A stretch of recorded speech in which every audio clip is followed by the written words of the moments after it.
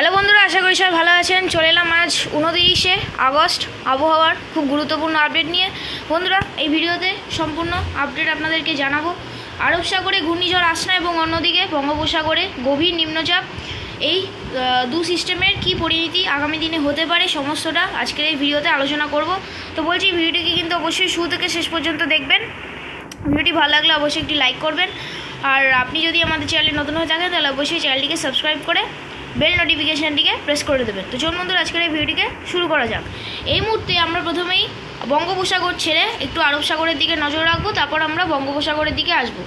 আরব সাগরে আমরা দেখতে পাচ্ছি এই মুহূর্তে গুজরাট সংলগ্ন পাকিস্তান উপকূলে বেশ তাণ্ডব চালাচ্ছে, কিন্তু এই যে ঘূর্ণিঝড় আসনা, যেটার থেকে ঘূর্ণিঝড় তৈরি হবে, সেই আসনার যে আগের মুহূর্তের যে ডিপ ডিপ্রেশন, সেই ডিপ ডিপ্রেশন কিন্তু তাণ্ডব চালাচ্ছে এবং ভারী থেকে অতি ভারী বৃষ্টি, তার সাথে ঝোড়ো হাওয়া কিন্তু এই উপকূলে বইছে।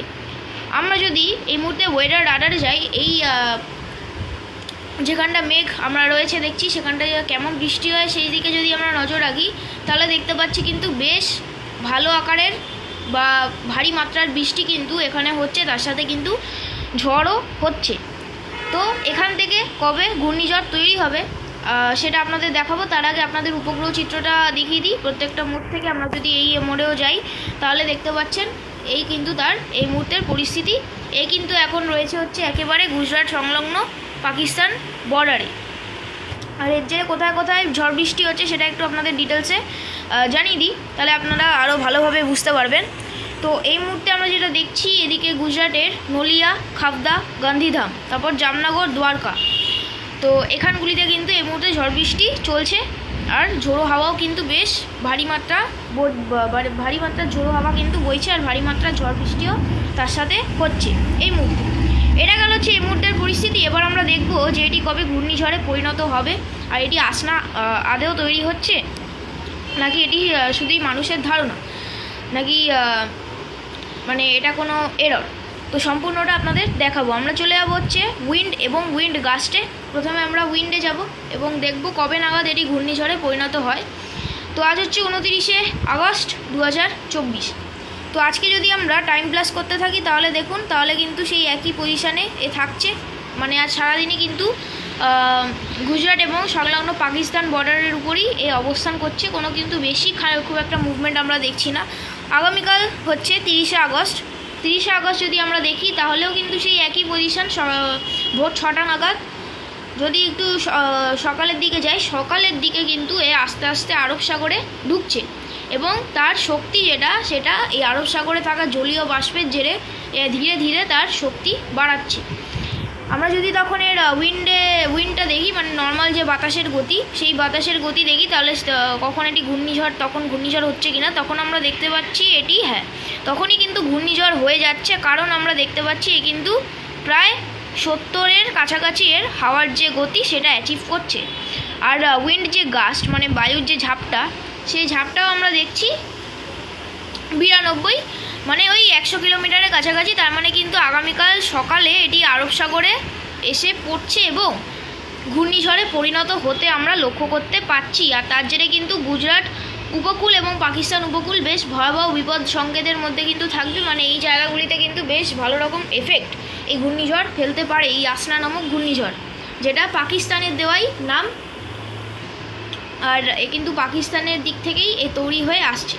তো যাই হোক, এই বিষয়টা এখন মানে এই যে পাকিস্তানের দেওয়া নাম এবং পাকিস্তান দিয়ে তৈরি হয়ে যাচ্ছে, এরকম কোনো ব্যাপার না, এটা হতেই পারে।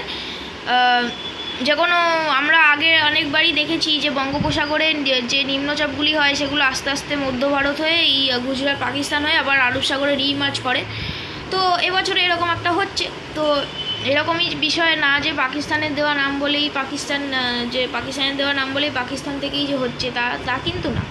এরকম প্রতি বছরই আমরা দেখি এবং এই বছরও কিন্তু আমরা দেখছি এরকম একটা বিষয়। তো তখন যদি আমরা এর কতটা বৃষ্টির মেঘে নিয়ে এগোবে সেই দিকে একটু যাই, রেন অ্যান্ড থান্ডারে, তাহলে দেখুন ভারী থেকে অতি ভারী বৃষ্টি কিন্তু সে ঝরাবে এবং তার সাথে কিন্তু ঝোড়ো হাওয়া বইবে। আমরা চলে আসবো আবার উইন্ডে এবং দেখব যে এটি আরও কতখানি এগোতে পারে এবং কতটা সে শক্তি তার ধরে রাখতে পারে। চলে যাবো 30 তারিখ দুপুর দুটো নাগাদ সে আরও শক্তি বাড়াচ্ছে এবং দেখছি আমরা এর হাওয়ার গতি কিন্তু একই থাকছে 70-এর কাছাকাছি, কোথাও 70-এর খানিকটা উপরে। আর হাওয়ার যে ঝাপটা মানে দমকা, সেই হাওয়ার দমকা কত মানে ঝাপটাটা কত, সেই হাওয়ার ঝাপটা যদি আমরা দেখি তাহলে প্রায় ওই 98 এরকম কিন্তু থাকছে, মানে ওই 100-র কাছাকাছি থাকছে। তার মানে ঘূর্ণিঝড় কিন্তু মানে যেটা শক্তি যে বাড়াচ্ছে তার ইঙ্গিত কিন্তু আমরা পাচ্ছি।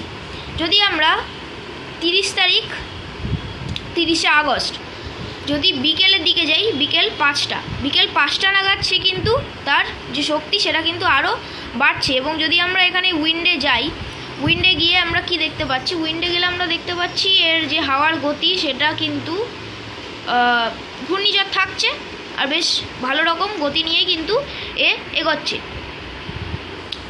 তো পরবর্তী সময় যদি আমরা আরও টাইম প্লাস করতে থাকি, 31 তারিখ যদি ভোর নাগাদ দেখি, 31 তারিখ মাঝরাত, ওই ভোর মানে ভোরের কাছাকাছি সময় 3টে মানে মাঝরাত এবং ভোরের মাঝামাঝি যে সময়টা, সেই সময়টাতে আমরা দেখতে পাচ্ছি কিন্তু আরও শক্তি বাড়িয়ে তার যে নর্মাল উইন্ড মানে বাতাসের যে গতি তা কিন্তু দেখতে পাচ্ছেন প্রায় বাতাসের গতি 80 কিলোমিটার হয়ে যাচ্ছে, 80-81। এটা কিন্তু বায়ুর ঝাপটা না, এটা কিন্তু বায়ুর গতি। এবং বায়ুর গতি আমরা দেখছি 80-81 কিলোমিটার প্রতি ঘন্টা। তার মানে হাওয়ার ঝাপটা প্রায় হবে হচ্ছে 118 থেকে 120 কিলোমিটার। আমরা যদি দেখি এর হাওয়ার ঝাপটা কিন্তু প্রায় ওরকমই থাকবে, মানে ওই 118 থেকে 120-র মধ্যেই কিন্তু আমরা দেখতে পাচ্ছি এর হাওয়ার যে ঝাপটা সেটা ঘোরাফেরা করছে। তো বেশ ভয়ানক ঘূর্ণিঝড় কিন্তু হতে পারে এমনটাই কিন্তু আমরা ধারণা করছি, বা আমি কেন যে কোনো আবহাওয়াবিদই ধারণা করে থাকবে যে ঘূর্ণিঝড়টা কিন্তু তৈরি হলে আরব সাগরে বেশ ভয়ানক আকার ধারণ করে এগিয়ে যেতে পারে। এবার কোন দিকে এগোবে সেটাই হচ্ছে এই মুহূর্তের মূল বিষয় বা মূল কথা, যে কোন দিকে এর এফেক্ট পড়বে, কোন দিকে ল্যান্ডফল হবে। তো আমরা যেমনটা দেখতে পাচ্ছি লাইভ ম্যাপে তেমনটাই দেখছি। আমরা কিন্তু কোনো ভুয়ো খবর ছড়াই না, আমাদের কাজ হচ্ছে মানুষের কাছে সঠিক সময়ে সঠিক আপডেট পৌঁছে দেওয়া। তো এখন পর্যন্ত আমরা লাইভ ম্যাপে যেটা দেখছি সেটাই আপনাদের জানাচ্ছি। তো যেটা বলছিলাম হাওয়ার গতি কিন্তু নর্মাল যে উইন্ড সেটা কিন্তু 81 কিলোমিটার পার করে যাচ্ছে। তো এর হাওয়ার যে ঝাপটা সেটা আপনাদের বললাম 118 থেকে 120। তো এখানে আমরা যেটা দেখছি ওই 112-13, কোথাও 118 এরকম কিন্তু থাকছে বায়ুর যে ঝাপটা, বায়ুর যে দমকা। তো সে কিন্তু ধীরে ধীরে আমরা শক্তি বাড়তে দেখতে পাচ্ছি। তার মানে কিন্তু আরব সাগরে বেশ ভালো রকম জলীয় বাষ্পের যোগান রয়েছে, আর তাপমাত্রাও কিন্তু আরব সাগরের বেশি বলতে হবে। তার ফলে কিন্তু ঘূর্ণিঝড় এত বেশি শক্তি বৃদ্ধি করতে পারছে ধীরে ধীরে, এর যত মানে গতি হচ্ছে তত কিন্তু এই শক্তি বাড়াচ্ছে।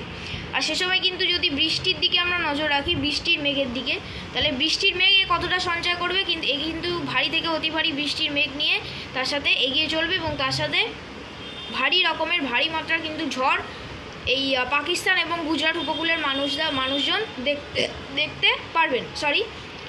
তো তাই জন্য বলা হচ্ছে এটি কিন্তু বেশ ভয়ানক আকার নিয়ে এগোতে পারে এই ঘূর্ণিঝড় আসনা, যেটা পাকিস্তানের দেওয়া নাম।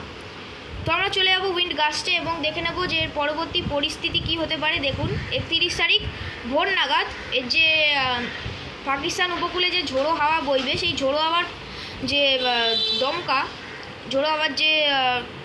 দমকা সেটা কিন্তু গাস্টিং সেটা কিন্তু এই পাকিস্তান উপকূলে প্রায় 80-90 কিলোমিটার বেগে কিন্তু ঝোড়ো হাওয়া বইবে।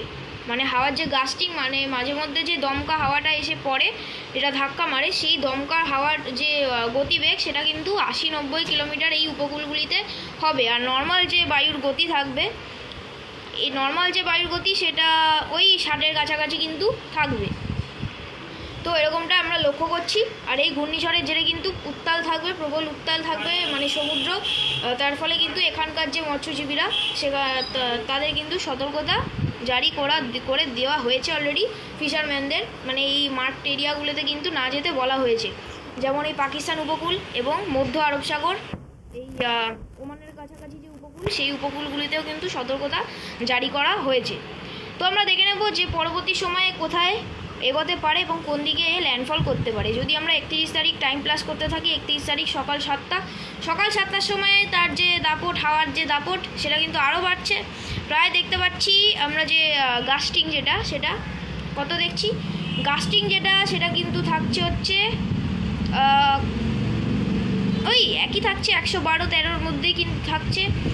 আর যদি আমরা আরও টাইম প্লাস করতে থাকি, বেলা 11টার সময় কিন্তু খানিকটা হয়তো শক্তিটা কমছে, কিন্তু ঘূর্ণিঝড় কিন্তু সে সময় থাকছে, কারণ দেখতে পাচ্ছি হাওয়ার গাস্টিং কিন্তু 100-100-র উপরেই রয়েছে। খানিকটা হয়তো আগের থেকে শক্তি কমবে, কিন্তু ঘূর্ণিঝড় থাকবে এমনটা আমরা দেখছি। আর হাওয়ার যে গতি, সেই গতিও কিন্তু দেখতে পাচ্ছি 70-এর উপরে, মানে ওই 80, 71, 75 এরকম কিন্তু থাকবে।